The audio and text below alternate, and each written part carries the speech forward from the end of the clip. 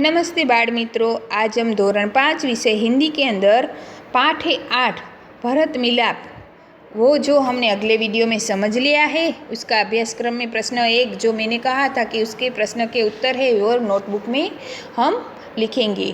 अब प्रश्न नंबर 2 है अभ्यासक्रम में। देखो यहाँ पे बॉक्स दिया गया है, वो खाली है कि नहीं है ना, आप सभी को दिखाई दे रहा है।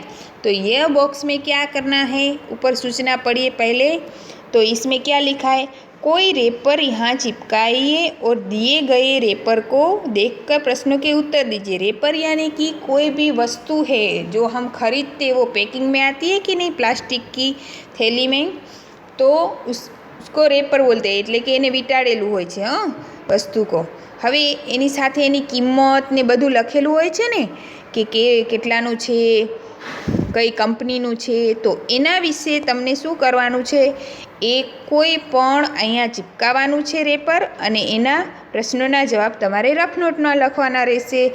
તો જેમ કે હું તમને ઉદાહરણ આપું, તમે બાલાજીની વેફર ખરીદી, 5 રૂપિયાની વેફર ખરીદ્યો છો, તો એ બાલાજીનું વેફરનું રેપર છે, પ્લાસ્ટિકનું જે કવર છે એ અહીંયા તમે ચિપકાવશો। પછી એના નીચેના જે પ્રશ્નો આપેલા છે તો એના જવાબ કઈ રીતે આપશો। तो देखिए यहाँ किसका रेपर है, तो पहले हमें बताने कि यह बालाजी वेफर का वेफर है। इस रेपर पर क्या कीमत छपी हुई है, तो इस रेपर पर 5 रुपये की कीमत छपी हुई है।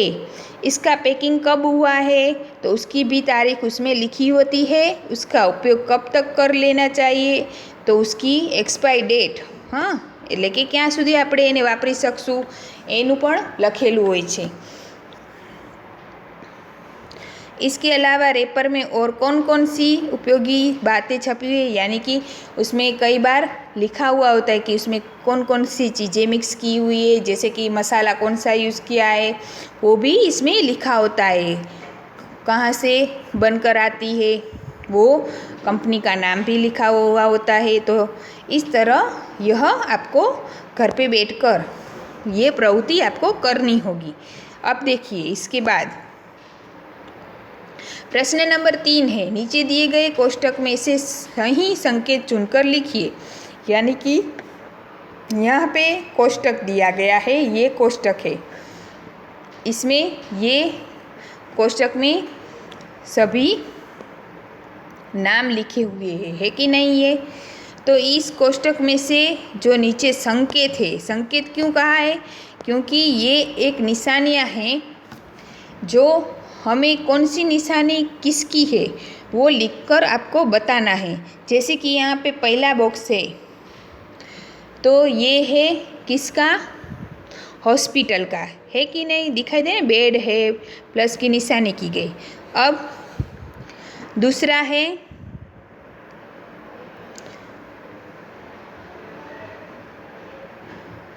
ये किसकी निशानी है, तो ये है रेलवे क्रॉसिंग आरक्षण का, तो ये इसकी निशानी, तो ये इसके नीचे लिखना है इस तरह।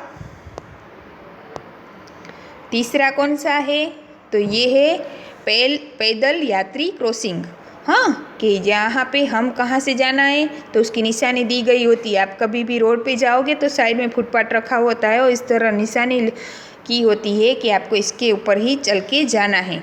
इसी तरह साइकिल कहाँ से लेकर जाना है तो इसका निशान भी साइकिल क्रॉसिंग ऐसा निशान दिया गया होता है। तो ये सभी निशानी आपको जब रोड पे आप गाड़ी लेकर जाते हो तब आप नज़र कीजिएगा, उसमें आप बहुत सारी निशानियाँ मिलेगी।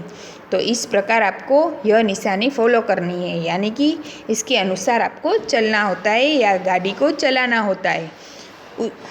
प्रश्न नंबर 4 है, ऊंची आवाज़ में पढ़िए और लिखिए। यानी कि ये पढ़ना है और साथ में रफ नोट में लिखना है और कुछ करना नहीं है। अब इसके अलावा स्वाध्याय, अब देखो स्वाध्याय में प्रश्न दिए गए जिसके उत्तर में नोटबुक में भेजूंगी फ़ोटो, उसमें से आपको देखकर लिखना है। प्रश्न नंबर 2 है जो आपको पाठ्य पुस्तक में करना है। तो प्रश्न नंबर 2 में खाली जगह दी गई है और खाली जगह में ऐसा है कि मैं 1 मात्रा वाला और मैं 2 मात्रा वाला, ये दोनों का उपयोग करके यह खाली जगह भरनी है, जिसकी फ़ोटो मैं आपको भेज दूंगी। तो यह खाली जगह। और प्रश्न नंबर 3 है, जल, थल और पेड़ों पर रहने वाले पशु पक्षियों के नाम अलग अलग लिखिए। तो इसमें जल में रहने वाले, थल में रहने वाले, पेड़ों पर रहने वाले, ये तीनों की अलग अलग लाइनें दी गई है, जिसमें देखो वीडियो में आप देख सकते हो मैंने नाम भी लिखे हुए, इसकी मैं फ़ोटो भी भेजूँगी। जल में कौन कौन से पक्षी या पशु रहते हैं? तो जल में रहने वाले बतख, मछली, मगर, केकड़ा, कछुआ। जैसे इसी प्रकार थल में कौन से, यानी कि थल એટલે કે जमीन पे कौन से पशु रहते हैं? तो शेर, भालू, खरगोश, कुत्ता, गधा। और पेड़ों पर यानी कि पेड़ पर रहने वाले पक्षी कौन है? पक्षी या फिर पशु? तो बंदर, उल्लू, गिलहरी, बया, गीद, ये सभी क्या है? पक्षी जो पेड़ पे रहते हैं। तो इस प्रकार अलग अलग करने हैं। अब इसके बाद भाषा सज्जता में अभ्यास 1 है। देखो यहाँ पे लिखा हुआ है कि आप अपना नाम लिखिए, अपने गांव शहर का नाम लिखिए, अपने दोस्तों के नाम लिखिए। तो यह अपने हिसाब से लिखना है। अपना नाम तो आपका नाम क्या है? तो आप अपनी बुक में अपना ही नाम लिखोगे।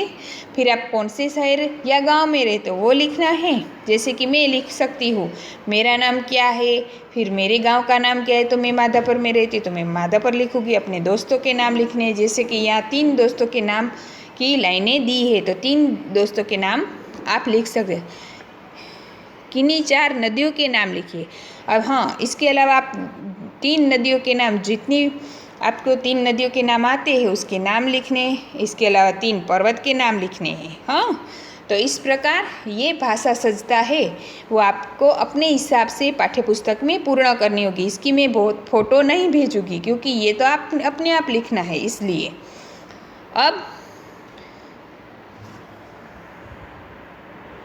अब देखो, सोचो और लिखो आपने अपने आसपास और क्या क्या चीज़ें जो संज्ञा है, એટલે કે સંજ્ઞા એટલે કે નામ, જેમ કે તમારું નામ એ પણ એક સંજ્ઞા કહેવાય। પછી તમારા આજુબાજુ રહેતા લોકોના નામ એ પણ એક સંજ્ઞા જ કહેવાય। નામ હોય, કોઈ પણ વસ્તુનું નામ હોય, વ્યક્તિનું નામ હોય કે પશુ પક્ષીનું નામ હોય તો એ સંજ્ઞામાં આવે છે, તો એને આપણે संज्ञा કહી શકીએ। अब अभ्यास 2 में उचित जोड़े बनाइए। यानी कि महेश, तो महेश क्या है? लड़के का नाम है। देखो ये भी संज्ञा ही है। हिमालय, तो हिमालय क्या है? पर्वत है। गंगा क्या है? तो नदी है।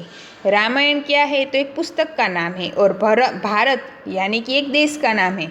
मगर इसको हम जोड़ के ऐसे जोड़े मिलाकर संज्ञा की जोड़े मिलाइए, ऐसा यहाँ पे किया गया है। तो यह मैं आपको फ़ोटो भेज दूँगी अपने पाठ्यपुस्तक में, इस तरह आप कर लीजिएगा। ठीक है, तो आपको यह अभ्यासक्रम भी समझ में आ गया होगा। तो यहाँ पे यह पाठ और हमारा अभ्यासक्रम दोनों यहाँ पे पूर्ण होता है। अस्तु।